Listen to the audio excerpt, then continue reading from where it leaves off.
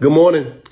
Today, I've been out of prison 7 years. Today is like my New Year's Day, and it seemed like yesterday I can still remember. On February 18th, 2017, I woke up in prison, and I woke up at Code Township Institution in like middle Pennsylvania.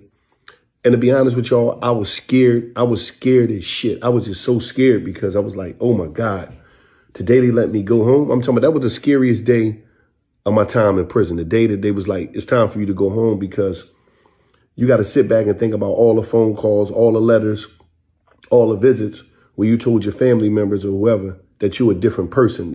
I'm not that person no more. I'm this, I'm that. Now you got to show up. Now you got to deliver on the person that you said you are when you never in your life was that person. When you growing up in the streets, you just running around doing that. They never knew me to be the person that I told them I was going to be. They just know me to be a criminal running around in the streets and all that.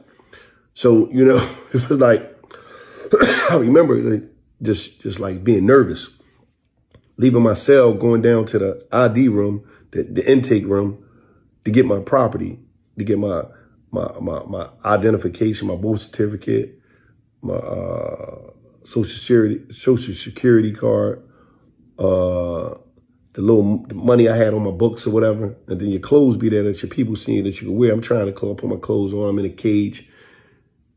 And I can remember just signing the papers and I'm walking out the door and it was just like,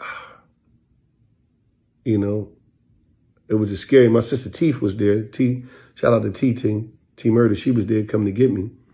And I take a picture in front of the sign just to remember this day. But I jump in the car and I'm just looking and she's like, you all right? I'm like, yeah, I'm okay.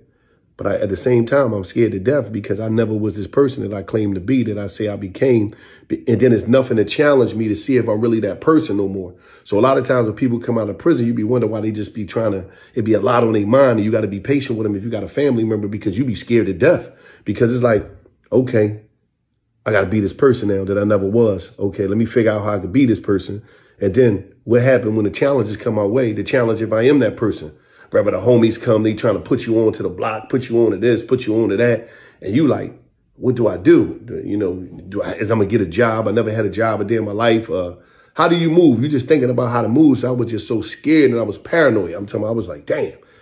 But it was just something inside of me.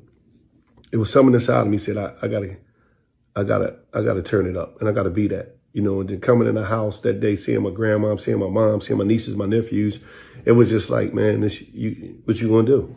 It was that time.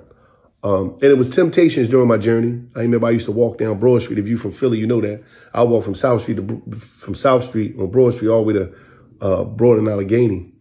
And I used to see a lot of people, man. I used to see a lot of the homies, a lot of people I knew from prison that was doing stuff, a lot of people I knew before prison that was doing stuff.